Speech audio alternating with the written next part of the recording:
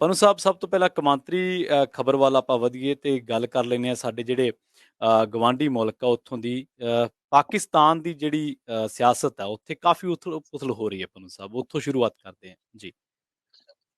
Actually ਜੋ ਵੰਡ ਹੋਈ ਆ ਹਾਂਜੀ 47 ਦੇ ਵਿੱਚ, ਉਦੋਂ ਬਾਅਦ ਪਾਕਿਸਤਾਨ ਦੀ ਜਿਹੜੀ ਸਿਆਸਤ ਆ ਉਹ ਲਗਭਗ ਉਹਦੇ ਵਿੱਚ ਉਥਲ ਪੁਥਲ ਕਦੇ ਵੀ ਘੱਟ ਨਹੀਂ ਹੋਈ, ਕਿਉਂਕਿ ਉਹਦੇ ਉੱਤੇ ਫੌਜ ਦਾ ਗਲਬਾ ਬਹੁਤ ਜ਼ਿਆਦਾ ਰਿਹਾ।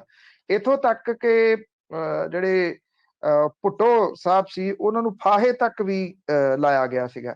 ਔਰ ਇੱਕ ਵਾਰੀ ਨਵਾਜ਼ ਸ਼ਰੀਫ ਪੂਰੀ ਲਗਭਗ ਫਾਹੇ ਲੱਗਣ ਤੋਂ ਬਚ ਗਏ ਸੀਗੇ। ਤੇ ਜਿਹੜੇ ਫੌਜ ਦੇ ਮੁਖੀ ਰਾਸ਼ਟਰਪਤੀ ਵੀ ਰਹੇ ਪਰਵੇਜ਼ ਮੁਹੰਮਦ, ਉਹ ਮੁਲਕ ਛੱਡ ਕੇ ਚਲੇ ਗਏ ਸੀਗੇ। ਜੇ ਉਹ ਰਹਿੰਦੇ ਤੇ ਸ਼ਾਇਦ ਹੋ ਸਕਦਾ ਸੀ ਉਹਨਾਂ ਦਾ ਅਸਰ ਵੀ ਇਹੋ ਜਿਹਾ ਹੁੰਦਾ। ਇਹੋ ਜਿਹੀ ਉਥਲ ਪੁਥਲ ਪਾਕਿਸਤਾਨ ਦੇ ਵਿੱਚ ਚੱਲਦੀ ਰਹੀ ਆ। ਫੌਜ ਦੀ ਦਖਲ ਅੰਦਾਜ਼ੀ ਲੋੜ ਤੋਂ ਵੱਧ ਹੈ। ਜਿਹੜਾ ਫੌਜ ਦੇ ਨਾਲ ਮਾੜੀ ਜੀ ਟੀਫੀ ਕਰਦਾ, ਕਿਉਂਕਿ ਉਦੋਂ ਮੈਨੂੰ ਯਾਦ ਹੈ ਨਵਾਜ਼ ਸ਼ਰੀਫ ਪੂਰੀ ਸ੍ਰੀਲੰਕਾ ਦੇ ਦੌਰੇ ਦੇ ਉੱਤੇ ਗਏ ਸੀਗੇ ਤੇ ਉਹਨਾਂ ਦਾ ਜਹਾਜ਼ ਫਿਰ ਉਤਰਨ ਨਹੀਂ ਦਿੱਤਾ ਜਾ ਰਿਹਾ ਸੀਗਾ ਪਾਕਿਸਤਾਨ ਦੇ ਵਿੱਚ ਹੇਠਾਂ। ਔਰ ਥੱਲੇ ਉਤਰਨ ਤੋਂ ਪਹਿਲਾਂ ਫੌਜ ਨੇ ਪੂਰੇ ਤਰੀਕੇ ਨਾਲ ਕਬਜ਼ਾ ਕਰ ਲਿਆ ਸੀ। ਹੁਣ ਫੌਜ ਇਸ ਤਰੀਕੇ ਨਾਲ ਤਾਂ ਕਬਜ਼ਾ ਨਹੀਂ ਕਰ ਰਹੀ, ਪਰ ਉਹ ਡਿਫਰੈਂਟ ਤਰੀਕੇ ਦੇ ਨਾਲ ਆ ਰਹੀ ਆ। ਔਰ ਇਮਰਾਨ ਖਾਨ ਹੋਰਾਂ ਦੇ ਵੱਲੋਂ ਫੌਜ ਦੇ ਉੱਤੇ ਕੰਟਰੋਲ ਕਰਨ ਦੀ ਜਿਹੜੀ ਕੋਸ਼ਿਸ਼ ਕੀਤੀ ਜਾ ਰਹੀ ਸੀਗੀ, ਉਹ ਕਿਤੇ ਨਾ ਕਿਤੇ ਭਾਰੀ ਪੈਂਦੀ ਨਜ਼ਰ ਆ ਰਹੀ ਆ ਇਮਰਾਨ ਖਾਨ ਹੋਰਾਂ ਨੂੰ।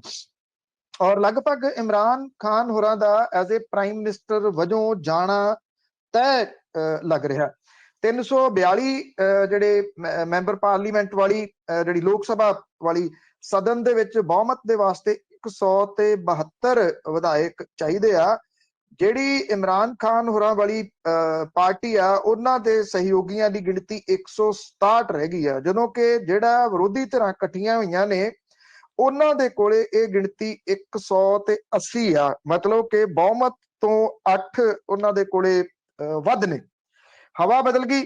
ਹਵਾ ਬਦਲਦੀ ਵੇਖ ਕੇ ਇਮਰਾਨ ਖਾਨ ਦੇ ਖਾਸਮ ਖਾਸ ਤੇ ਕੱਦਾਵਰ ਨੇਤਾ ਜਹਾਂਗੀਰ ਤਰੀਨ ਨੇ ਵੀ ਕੇਂਦਰ ਤੇ ਪੰਜਾਬ ਦੇ ਵਿਰੋਧੀ ਖੇਮੇ ਦੇ ਵਿੱਚ ਸ਼ਾਮਲ ਹੋਣ ਦਾ ਐਲਾਨ ਜਿਹੜਾ ਉਹ ਕਰ ਦਿੱਤਾ। ਪਾਕਿਸਤਾਨ ਦੇ ਵਿੱਚ ਜਿਹੜਾ ਪੰਜਾਬ ਆ, ਲਹਿੰਦਾ ਪੰਜਾਬ, ਉਹਦਾ ਇੱਕ ਬਹੁਤ ਵੱਡਾ ਰੋਲ ਪਾਕਿਸਤਾਨ ਦੀ ਨੈਸ਼ਨਲ ਪੋਲਿਟਿਕਸ ਦੇ ਵਿੱਚ ਰਹਿੰਦਾ। ਇਮਰਾਨ ਖਾਨ ਹੋਰਾਂ ਨੇ ਇੱਕ ਪੱਤਾ ਖੇਡਣ ਦੀ ਕੋਸ਼ਿਸ਼ ਜਿਹੜੀ ਉਹ ਕੀਤੀ ਆ ਕਿ ਜਿਹੜੇ ਲਹਿੰਦੇ ਪੰਜਾਬ ਦੇ ਮੁੱਖ ਮੰਤਰੀ ਨੇ ਉਹਨਾਂ ਨੂੰ ਮੁੱਖ ਮੰਤਰੀ ਦੇ ਅਹੁਦੇ ਤੋਂ ਹਟਾ ਕੇ ਉਹਨਾਂ ਨੂੰ ਪ੍ਰਾਈਮ ਮਿਨਿਸਟਰ ਦੇ ਨਾਮ ਵਜੋਂ ਉਹਨਾਂ ਦਾ ਜਿਹੜਾ ਨੋਮੀਨੇਟ ਕਰਨ ਦੀ ਕੋਸ਼ਿਸ਼ ਕੀਤੀ, ਪਰ ਮੈਨੂੰ ਨਹੀਂ ਲੱਗਦਾ ਕਿ ਇਹ ਹੋ ਸਕੂਗਾ। ਮਹਿੰਗਾਈ, ਕਰਜ਼ਾ, ਕਰਪਸ਼ਨ, ਇਸ ਮਾਮਲੇ ਦੇ ਉੱਤੇ ਵਿਰੋਧੀ ਤਰ੍ਹਾਂ ਇਕਜੁੱਟ ਹੋਈਆਂ ਨੇ।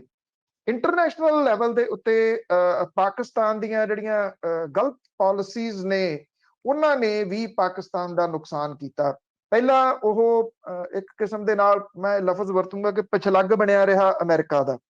ਅਮਰੀਕਾ ਕਰਜ਼ਾ ਵੀ ਦਿੰਦਾ ਰਿਹਾ ਤੇ ਆਪਣੇ ਤਰੀਕੇ ਦੇ ਨਾਲ ਚਲਾਉਂਦਾ ਰਿਹਾ। ਜਦੋਂ ਅਮਰੀਕਾ ਦਾ ਮਤਲਬ ਨਿਕਲ ਗਿਆ ਜਾਂ ਉਹਨੂੰ ਇਹ ਲੱਗਿਆ, ਖਾਸ ਤੌਰ ਦੇ ਉੱਤੇ ਜਦੋਂ ਸਮਾਂ ਬਿਨ ਲਾਦਨ ਜਿਹੜਾ ਸੀ ਉਹ ਫੜਿਆ ਗਿਆ ਪਾਕਿਸਤਾਨ ਦੇ ਵਿੱਚੋਂ ਹੀ, ਤੇ ਉਦੋਂ ਇਹ ਗੱਲ ਚੱਲਣ ਲੱਗੀ ਨਾ ਕਿ ਇੱਕ ਪਾਸੇ ਤਾਂ ਉਹ ਪੈਸੇ ਲਈ ਗਿਆ ਤੇ ਉਹਨੂੰ ਲੁਕੋ ਕੇ ਵੀ ਬੈਠਾ ਰਿਹਾ।